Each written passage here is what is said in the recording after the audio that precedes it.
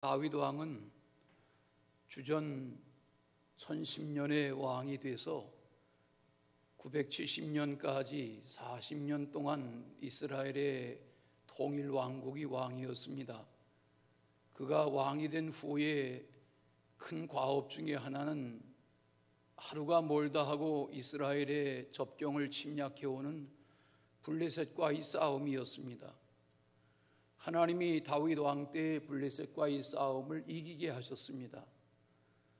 사무엘 하 5장을 읽다 보면 물을 흩음같이 이기게 하셨다 하고 하나님이 이기게 하신 전쟁의 승리를 말씀합니다. 한 번의 전쟁으로 끝날 수 없는 전쟁은 계속되었습니다. 하나님이 함께 하시니, 하나님이 앞서 행하시니 다윗의 때에 블레셋과의 싸움에 이길 수 있었다는 것입니다. 하나님은 전쟁을 명하시고 그 전쟁을 이기도록 가능하게 하셨습니다. 한 번은 하나님께서 다윗에게 말씀하십니다. 르비임 골짜기에 가득하게 차 있는 블레셋 군대 앞에서 하나님은 정면 공격을 명령하지 않으시고 뽕나무 숲 맞은편에 거기서 기습적으로 공격하되 뽕나무 숲 위에서 걸음 걷는 소리가 들리거든 공격을 개시하라.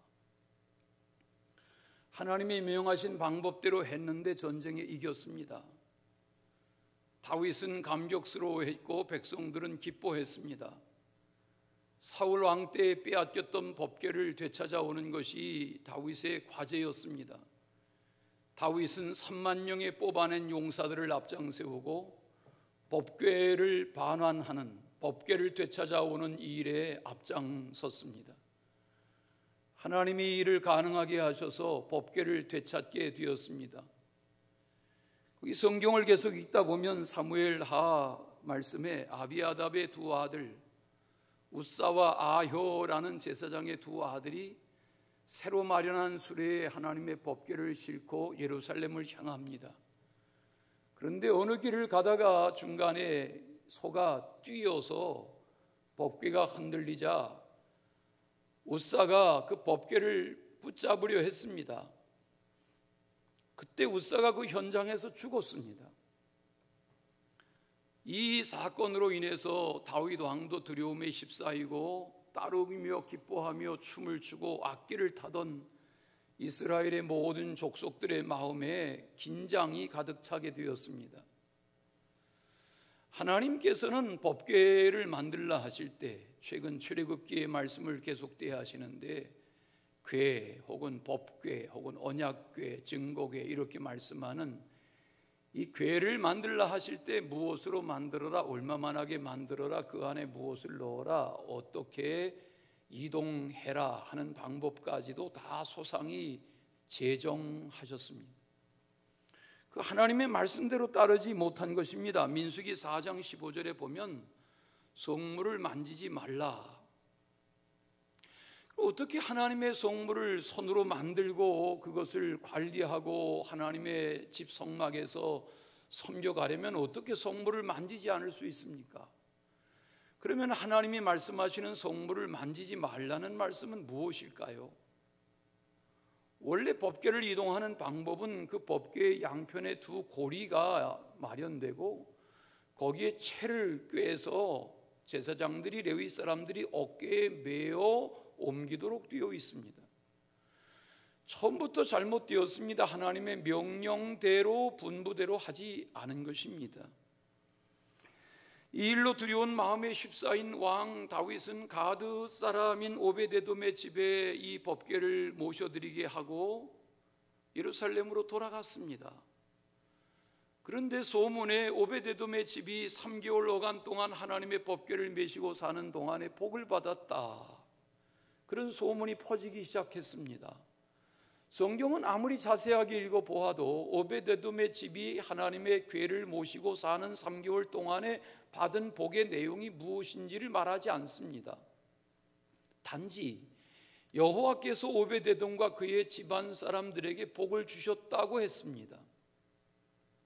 이건 우리에게 무슨 교훈을 갖게 합니까? 하나님의 말씀대로 하나님의 말씀을 따라 하나님의 말씀과 더불어 살아가는 삶이 복이라는 거지요. 역대상 15장에 보면 소문에 들은 다윗이 오베데돔의 집이 복을 받고 있다 하는 소문을 듣고 다시 마음을 추스리며 제사장 사독과 아비아달을 앞장 세우고 레위 사람 6명을 뒤따르게 해서 8명이 하나님께서 말씀하신 방법대로 고리에 채를 꿰어서 어깨에 매는 방법으로 예루살렘의 법궤를 모셔가는 일을 시작했습니다. 이스라엘의 모든 지파의 족속들이 나섰습니다. 비파를 타고 소고를 치고 악기를 연주하고 기뻐하고 춤을 추고 웅장한 백성들의 행렬 가운데 다윗이 참여해서 기뻐하며 뛰며 하나님을 경배하며 법궤를 예루살렘으로 모시는 그날, 그 감격 중에 부른 찬송이 다윗의 그 찬송이 오늘 시편 24편입니다. 이 시편 24편은 메시아 예언시라는 별명도 붙여서 묵상하고는 합니다. 마치도 이 시작이 그 나중이 영광의 문으로 들어가시는 영광의 왕을 묘사하는 그 나중을 보면 왕으로 오셨으나 나중 십자가에 죽임당하시고 불의한 세력 앞에 죽으셨으나 다시 사신, 부활하신, 승천하신 하나님의 나라 영광의 보좌 우편에 입성하신 그리스도의 모습을 대하게 하는 그런 장엄한 그런 찬양의 시. 그래서 유다 백성들 중에 하나님을 믿는 이들은 부활주일이면 이 찬양을 부르고 한다는 그런 말씀을 오늘 묵상하려고 그럽니다. 오늘 말씀 10절 분량인데 1, 2절, 3, 6절, 7, 10절 이렇게 셋으로 나누어 보면 1, 2절은 보시면 아시는 대로 창조주 하나님을 찬양하는 거지요. 3, 4, 5, 6절의 가사는 여호와의 법궤를 대하는 자들의 태도에 대하여 하나님께 찬양하지요. 7절부터 마지막 10절까지의 내용은 여호와의 법궤를 모시는 그 영광이 얼마나 귀한가 하는 것을 성 밖에 나아갔던 왕이 성 안에 들어올 때 그냥 사사로이 들어오는 것이 아니라 왕이 들어오신다, 왕이 행차하신다 하는 것을 나팔을 불며 알리고 왕궁의 문이 열리고 그리고 왕이 들어가 왕의 보좌에 앉고 하는 이 모든 걸음걸음과 이동이 알려진 공식 행사이고 장엄한 민족의 행사인 것처럼 그렇지 않습니까? 나라의 국가의 대표가 왕이든 대통령이든 총리이든 수상이든 나라의 국가의 수반이 어느 나라에 출입하면 카메라가 집중됩니다. 대동하는 이들이 많습니다. 또 나라의 상징적인 그런 비행기를 타고 국가의 수반이 이동합니다. 수모 들고 날 수가 없습니다. 그런 장엄한 장면이 문드라 머리를 들라 영광의 왕이 들어가신다 이렇게 노래하는 장엄한 빼앗겼던 궤를 되찾는 날의 감격을 노래하는 장면을 말씀에서 접합니다. 자, 그러면 과연 누가 여호와의 산에 오를 자인가? 누가 거룩한 곳에 설 자인가? 오늘 말씀 3절에서 그렇게 질문하면서 거룩한 곳에 설 자가 누군지를 4절이 답하고 있습니다. 여기 거룩한 곳이란 물론 예루살렘 성, 시온성, 다윗성 맞지요. 그러나 오늘날 우리에게 있어서 거룩한 곳이란 거룩한 곳에 설 자란 하나님을 모셔드린 마음의 거룩한 자, 우리여야 하지요. 자, 그러면 오늘 말씀은 무엇을 교훈합니까? 첫째는 몸과 마음이 청결한 자여야 한다 하고 교훈하십니다. 다윗은 손이 깨끗한 자, 마음이 청결한 자라고 말합니다. 여러분, 인류 역사에 지구의 인간이 산 인류 역사에 이 코로나 시대처럼 손을 깨끗이 한 시대는 없습니다. 이렇게 코로나 하며 염려 속에 손을 씻고 계속 화학약품으로 세정제로 손을 닦고 하는 이런 일들이 코로나를 예방하는 일에도 큰 도움이 되었지만 결과적으로는 그 어느 때와 비교할 수 없게 독감 환자, 감기 환자가 급감하게 되었다는 겁니다. 여러분, 이렇게 손을 청결하게 하는 이 일은 코로나가 끝나도 계속되어야 할 일입니다. 사실 사람의 손처럼 지저분한 게 없죠. 저는 이렇게 의사들을 만나면, 의사들이 몸을 진찰하면 돌아서서 환자 보는 앞에서 손을 씻습니다. 기분 나쁠 정도로 씻습니다. 그게 잘하는 겁니다. 성경은 사도 바울의 로마서에 편지하는 거기 3장 10절에 보면 의인은 없나니 하나도 없다, 이 말씀이 시편 14편 1절 말씀인데 그걸 인용합니다. 그리고 23편을 23절을 읽다 보면 로마서 3장 23절에 모든 사람이 죄를 범하였음에 하나님의 영광에 이르지 못한다, 이렇게 말합니다. 거기 시편 14편 1절은 이런 말씀입니다. 하나님이 없다고 하는 어리석은 사람의 특징, 첫째는 마음이 부패했다, 둘째는 행실이 가증하다, 또 하나는 선을 행하지 않는다. 이게 행실이 깨끗지 않고 마음이 청결하지 않은 부패한 인간의 타락상이라는 겁니다. 하나님은 언제 어디서나 몸과 마음이 청결한 자를 찾으십니다. 그들을 통해서 일하기를 원하십니다. 욥기 17장 9절에 보면 그러므로 의인은 그 길을 꾸준히 가고 손이 깨끗한 자는 점점 힘을 얻느니라, 그런 말씀이 있습니다. 여기 점점 힘을 얻게 되는 손이 깨끗한 자는 누구입니까? 손이 깨끗하다는 말은 마음이 청결하다는 말입니다. 양심을 헤아리시는 하나님 앞에 마음을 정결케 하는 자의 삶이 점점 힘을 얻게 된다. 종교개혁자인 마틴 루터가 수도사로 수도원 생활을 할 때에 금식을 자주 했답니다.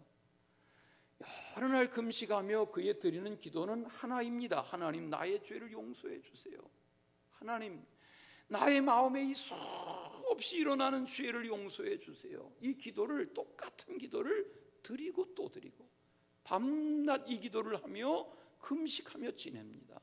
수척하겠죠. 그런데 한 번은 그렇게 금식하며 기도하더니 마틴 루터가 아침 일찍 일어나더니 대야에 물을 떠놓고 손을 씻는데 계속 기도하면서 손을 씻는 겁니다. 씻고 또 씻고. 옆에 수도사인 동료가 보니까 실성한 것 같습니다. 웅얼웅얼 하면서 손을 씻는데 씻고 또 씻고 씻고 또 씻습니다. 다른 동료 수도사가 말을 걸었습니다. 이봐 마틴, 자네 지금 손을 씻었잖아. 그런데 어떻게 손을 씻고 또 씻어? 그때 마틴 루터가 하는 말이, 아니야, 나는 내 마음의 죄를 씻으려고 그렇게 기도하며 금식하며 하나님의 도움을 청하지만 내 마음에 일어나는 수많은 이 죄가 해결되지를 않아. 그런 수도자 마틴 루터를 하나님이 쓰셔서 1517년 10월 31일 34살 된 수도사 마틴 루터가 종교를 개혁하는 일에 불씨가 되게 하셨습니다. 하나님이 찾고 계십니다. 손이 깨끗하고 행실이 깨끗하고 마음이 청결한 자를 찾으신다는 겁니다. 예수님은 산상수훈의 팔복설교에서 심령이 가난한 자는 복이 있나니 천국이 저희 것입니다. 의에 줄이고 목마른 자는 복이 있나니 이들은 배부를 것이다. 여기 마음이 가난한 자, 마음이 청결한 자, 의에 줄이고 목마른 자가 누구입니까? 우리의 생각과 마음과 양심을 아시는 하나님 앞에서 자기의 마음을 청결하게 의롭게 하고자 씨름하며 하나님의 도우심을 구하는 인생, 그게 마음이 가난한 자죠. 그게 의에 대하여 줄이고 목마른 자죠. 하나님이 저들을 천국 백성 삼으시고 의롭게 하시겠다는 겁니다. 마음이 가난한 거룩한 가난, 청빈, 보이는 것이 다 우리의 욕망을 채우게 하는 육신의 정욕, 한목의 정욕, 이색의 자랑이 끊임이 없는 이 탐욕의 세상에서 하나님은 말씀하세요. 거룩한 곳에 설 자는 그 행실이 깨끗하고 마음이 청결한 자여야 한다. 기회 있을 때마다 이런 말씀을 묵상할 때마다 생각나서 또 나누고는 합니다. 속장님들 함께 강화도에 가보신 적이 있는데, 강화 읍내에 가면 고려 궁지, 고려시대 때 몽골군을 피해서 왕도가 도읍했던 고려 궁지 그 맞은편 작은 언덕에, 나지막한 언덕에 성공의 강화도 성공의 성당이 있습니다. 개신교회입니다. 이 건물입니다. 한옥으로 지었습니다. 기와집입니다. 실내에 들어가면 이렇게 2층으로 구조가 되어 있는 작지 않은 300여 명 들어가는 작지 않은 오래전 우리나라 선교 초기의 개신교회입니다. 시청 앞에 있는 서구식 그 성공회처럼 개신교회입니다. 여기 예배당에 들어서면 저 상단에 있는 돌비, 그 돌비에 수기세심 고학작선이라는 한자 문구가 새겨져 있습니다. 수기세심, 몸과 마음을 닦고 수련하고, 거악, 여기 거라는 말은 멀리한다는 뜻입니다. 악을 멀리하고 착, 선을 만들고 행하고. 어쩌면 오늘 이 시편 24편 4절의 말씀을 묵상하고 신학적으로 한자어화한 그런 내용과 같은 말씀이 여기 있습니다. 신앙이 무엇입니까? 예수님 분명히 말씀하셨습니다. 너희가 나더러 주여 주여 하고 내 이름으로 기사와 이적을 행하소도 내가 너희를 도무지 모른다 할 자가 있다. 무슨 말입니까? 누가 거룩한 곳에 설 수 있는 자입니까? 누가 하나님의 나라의 백성이 될 수 있습니까? 주님 말씀하십니다. 행실이 깨끗하고 그 마음이 청결한 자여야 한다. 하나님의 은혜로 이 죄악 많은 세상에서 계속 되어지는 이 악의 이 공격 앞에서 자기의 몸과 마음을 깨끗게 하고자 하는 하나님의 사람들로 살아가실 수 있기를 축원합니다. 두 번째는 뜻을 허탄한 데 두지 아니하는 자라고 하였습니다. 여기 이 말씀을 새번역 성경으로 읽으면 헛된 우상에게 마음이 팔리지 않고 그랬습니다. 영어 성경에도 이 말이 맞습니다.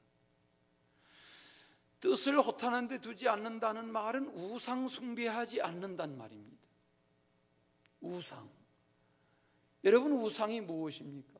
지난주일도 그런 말씀 잠깐 나누었지만 우상이 무엇입니까? 하나님 우상 숭배하면 질투하신다고 그랬습니다. 우리가 이렇게 예배하지만 우상이 무엇입니까? 여러분 대답해 보십시오. 내게 있어서 우상이 뭔가? 이 경쟁 사회에서 기르는 자녀들이 우상인가?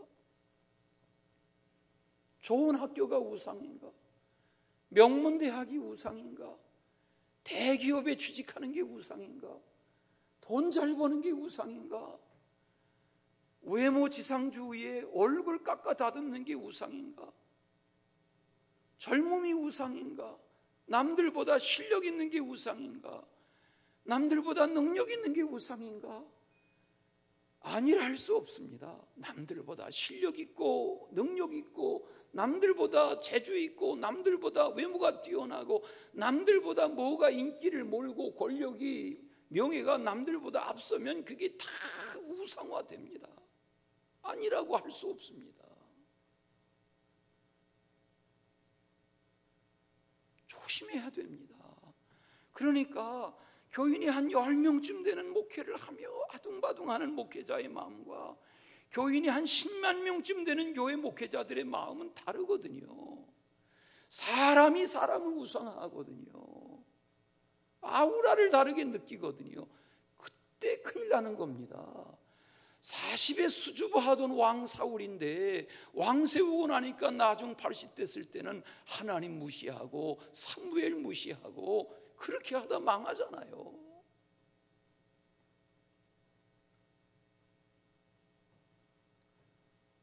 무엇이 우상인가? 여러분 스스로 물어보십시오. 내게 무엇이 우상인가?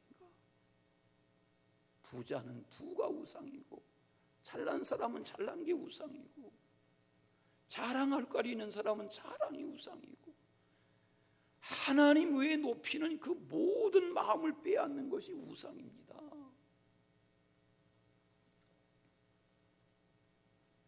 하나님이 우상 숭배하고 40일 산 위에 올라간 모세를 기다리다 지친 백성들이 신을 만들라 할 때에 아론이 백성의 요구대로 금을 가져오라 해서 금송아지 만들고 거기서 제사하고 거기서 먹고 광란을 벌이고, 하나님이 노하시고 모세에게 말씀하시고 산 아래 내려와 보니까 두 돌판, 계명의 돌판을 들고 내려와 보니까 그 광경을 보고 모세가 화를 다스리지 못하고 두 돌판 던져 계명의 돌판을 깨뜨리고, 이런 광경을 보잖아요. 하나님이 모세를 내려보내기 전에 말씀하세요. 내가 이 백성 진멸한다.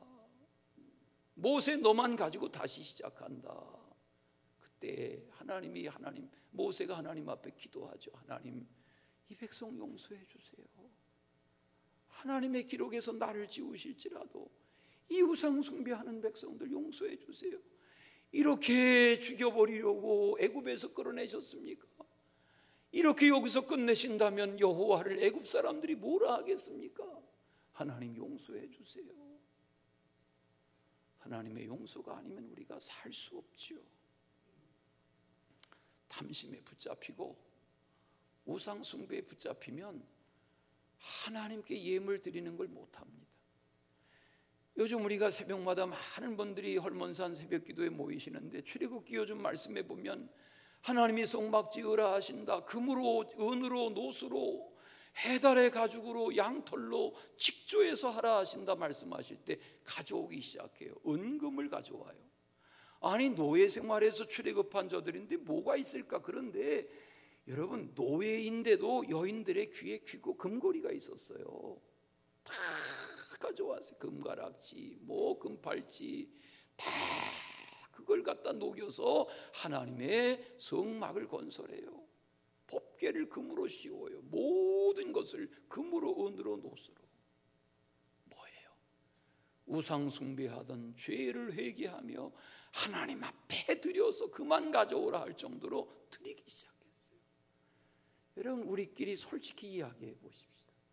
하나님 앞에 더 드리고 싶고 한 분들이 우리 중에 많습니다. 그들은 뭡니까? 탐심이 없어서입니까? 아닙니다. 은혜를 알기 때문입니다. 은혜를 알고 은혜를 받고 믿음으로 살고 하나님의 뜻을 깨닫기 시작하면 마치도 광야의 백성들이 성막을 위하여 은금을 드리는 것처럼 드리고 또 드리게 됩니다. 그러나 우상에 사로잡히고 나면 모든 게 아깝습니다. 모든 게 귀합니다. 그러면 우상의 뿌리는 뭡니까? 탐심입니다. 탐심에 사로잡히면 모든 게 아깝습니다.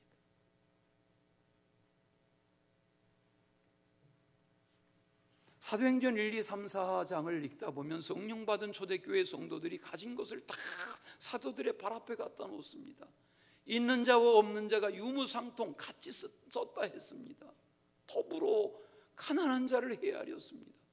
그게 4장에 가서 요셉이라 이름하는 바나바가 자기의 밭을 팔아서 사도들의 발 앞에 바칩니다. 5장의 사건은 뭡니까? 아나니아 삽비라가 신용내다가 베드로의 책망을 받습니다. 절반을 감추고 왔습니다. 남편과 아내가 차례대로 죽임을 당합니다. 베드로가 책망합니다. 왜 하나님과 성령을 속이느냐? 우리가 하나님 앞에 마음을 드리는, 마음이 깨끗하고 허탄한데 마음 뺏기지 않는 그런 은혜의 삶을 살아가는 나날이 되시기를 진심으로 축원합니다. 하나님의 임재와 부르심 앞에 응답하며 거룩한 곳에 서는 자의 마음가짐, 그것이 하나님의 뜻을 구하고 우상 숭배하지 않고 하나님으로 인해서 기뻐하는 것입니다. 요즘 우리가 새로운 찬양을 배워서 찬양합니다. 이 찬양, 주 경배에 하는, 날 만나라 하는 찬양, 오늘 주보에 또 실어드렸는데 제가 3절로 되어 있는 이 찬양을 계속 날마다 교우들과 새벽에 부르다가 마음에 감동이 와서 4절부터 10절까지 가사는 제가 썼습니다. 좀 알아봐 주세요. 좀. 여러분 유튜브에서 이 찬양을 부르셔서 따라서 계속 불러보세요. 우리가 이 찬양을 새벽마다 부릅니다.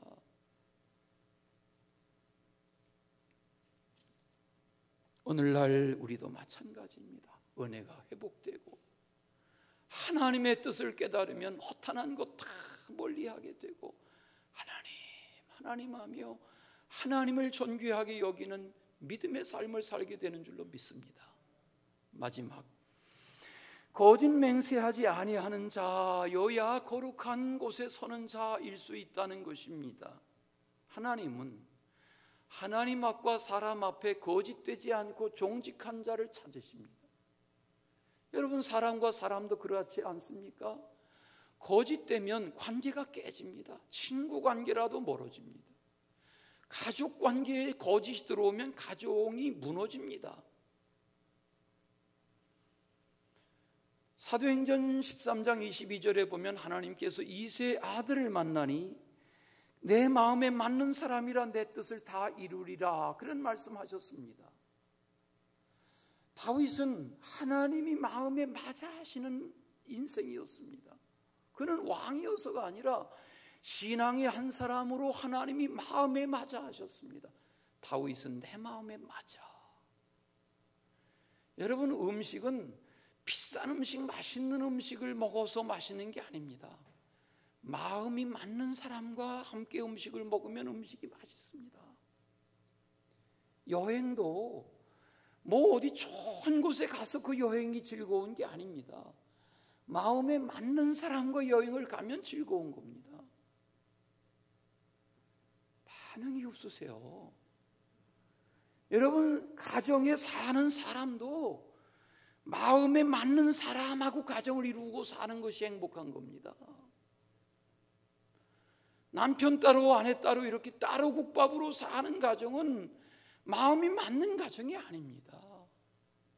교회 일도 마찬가지입니다. 여러분 일이 힘든 게 아닙니다. 사역이 힘든 게 아닙니다. 마음이 맞는 사람과는 천리라도 가는 겁니다. 주님은 거짓이 없는 자, 거짓 맹세하지 않은 자로 하여금 하나님의 거룩한 산에 서게 하신다. 디도서 1장에 보면 우리 몇 해 전에 오후 예배 시간으로 계속 우리 카페에 모여서 남녀가 다 이 디도서를 커피 브레이크로 묵상하신 디도서에 보면 그레데 섬이 다 타락한 사람들인데 저들에게 편지한 바울의 편지 중에 이런 말씀이 있습니다. 16절 화면을 보시고 다 같이 그들이 하나님을 시인하나 행위로는 부인하니 가증한 자요 복종하지 아니하는 자요 모든 선한 일을 버리는 자니라. 띄워주세요. 그들이, 여기 그들은 섬 사람입니다. 그레데라는 아름다운 지중해의 섬 가보고 싶습니다. 그 아름다운 섬에 사는 그 사람들이 입으로는 하나님을 말해요. 하나님을 시인해요. 그런데 뭐가 문제예요? 행위로는 하나님을 부인해요. 삶이 깨끗하지 않단 말이에요. 가증해요. 복종하지 않아요. 뿐만 아니라 모든 선한 일을 버렸다 그랬어요.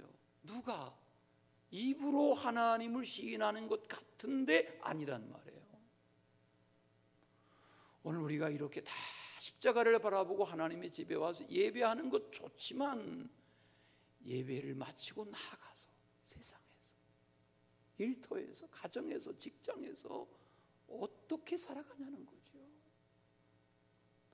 이렇게 불의가 많고 이렇게 거짓이 많고, 사실은 제가 늘 20여 년을 주말마다 쓰던 칼럼을 지금 안 쓰는 이유는 지금 이 시대가, 나라가 너무 거짓이 많아가지고 제가 충격이 너무 커서, 물론 미담을 찾아서 쓸 거리 많지만 차라리 하나님의 말씀 묵상하고 말자. 그리고 지금 요즘 제가 안 쓰는 겁니다. 게을러서가 아닙니다.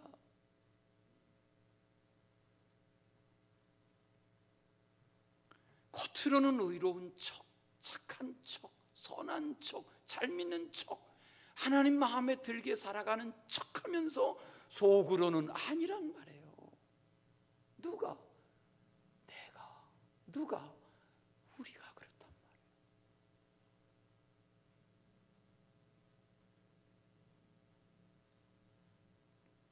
그러므로 여호와의 산에 오를 자가 누구인가? 거룩한 곳에 설 자가 누구인가?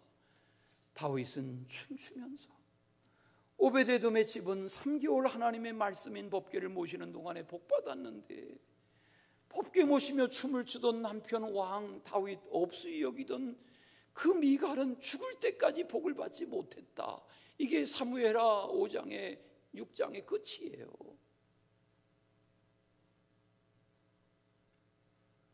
레위기 19장에 보니까 12절에 이렇게 말씀하셨어요. 화면을 보시고 다 같이, 너희는 내 이름으로 거짓 맹세함으로 네 하나님의 이름을 욕되게 하지 말라.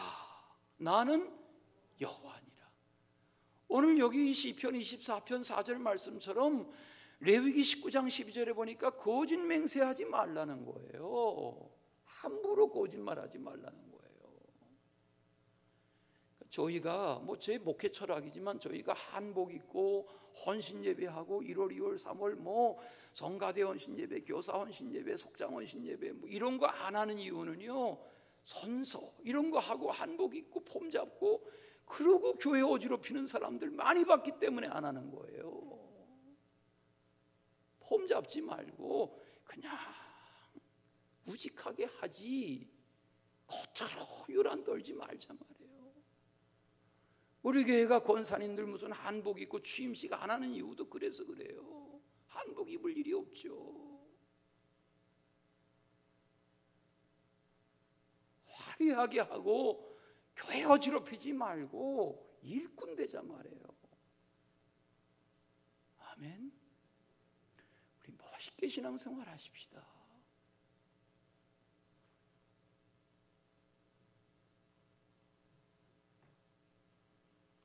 로마서 12장 1, 2절에 보면, 그러므로 형제들아 내가 하나님의 모든 자비하심으로 너희를 권하노니 너희 몸을 하나님이 기뻐하시는 거룩한 산제물로 드리라.